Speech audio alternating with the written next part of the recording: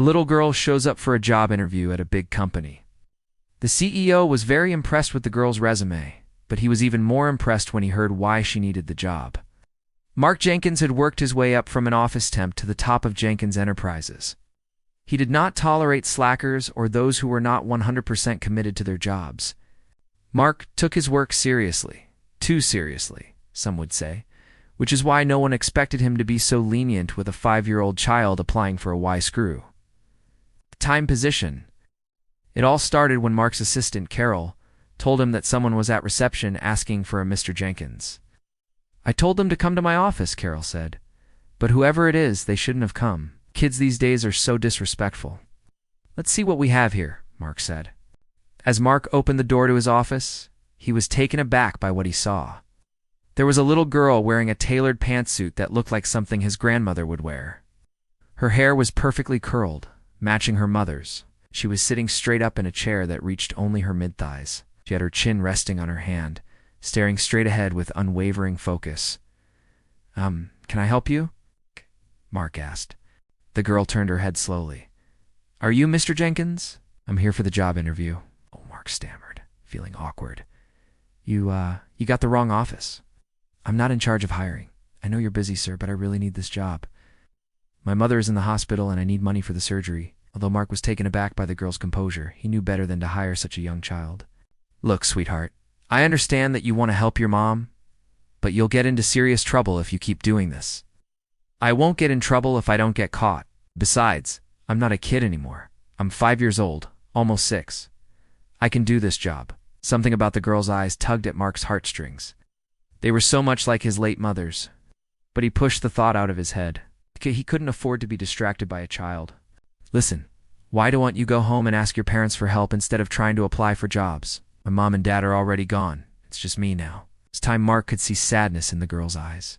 Guilt washed over him, realizing that he had hurt her feelings.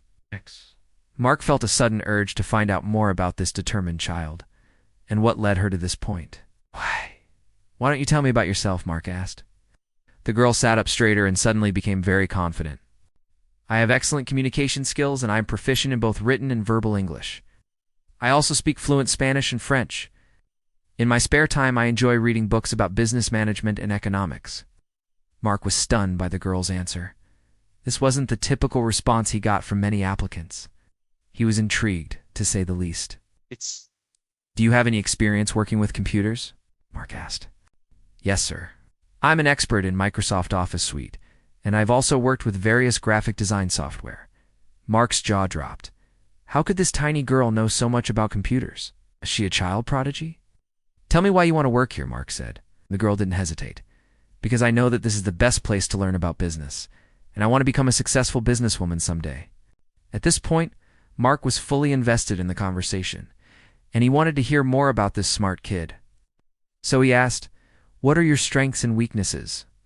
The girl thought for a moment.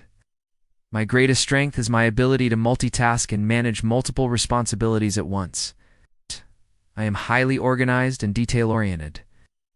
As for my weaknesses, I sometimes have trouble asking for help." Mark leaned back in his chair. He had to admit that the girl was impressive. But again, he couldn't hire her, no matter how good she was.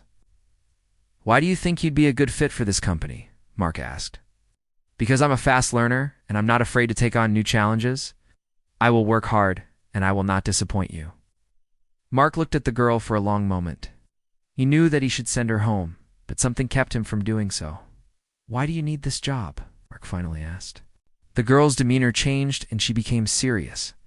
"I need this job to pay for my mom's surgery. She's in the hospital, and I'm the only one who can take care of her. My dad left us a long time ago, and I have no other family or friends to turn to. I found out about this opening, and I knew I had to try. Even if I can't do everything an adult can do, I promise I will do my best to help." Her words hit Mark right in the chest. He, too, had lost his mother at a young age, and he understood the pain of losing a parent. He could see the determination in the girl's eyes, the same look he used to have when he was younger and hungrier than ever to make it in life. Mark leaned forward and said, "What's your name, Amelia, sir?"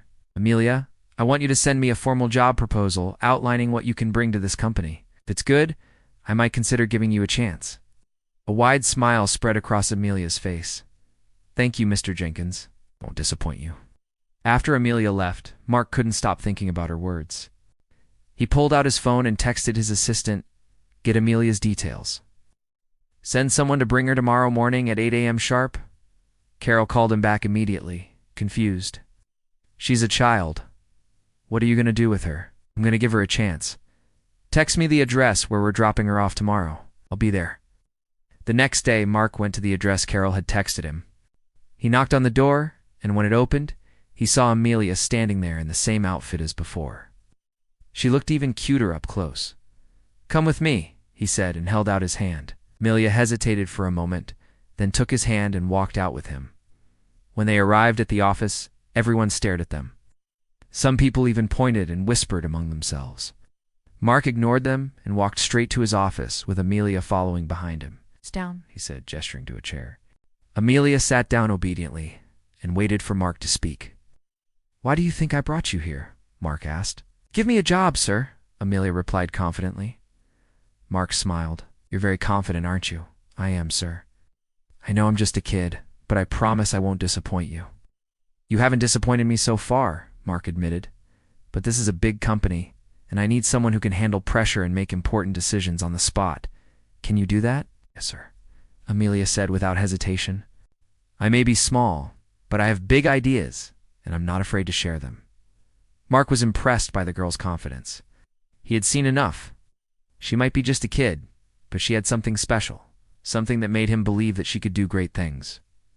"All right, Amelia," Mark said, "you've got the job. But don't expect any special treatment because you're a kid. You'll be starting in the mailroom and working your way up. If you prove yourself to be trustworthy and responsible, I'll consider promoting you." A huge smile spread across Amelia's face. "Thank you, Mr. Jenkins. I promise I won't let you down." And Mark believed her. As Amelia started her first day in the mailroom, everyone watched her curiously.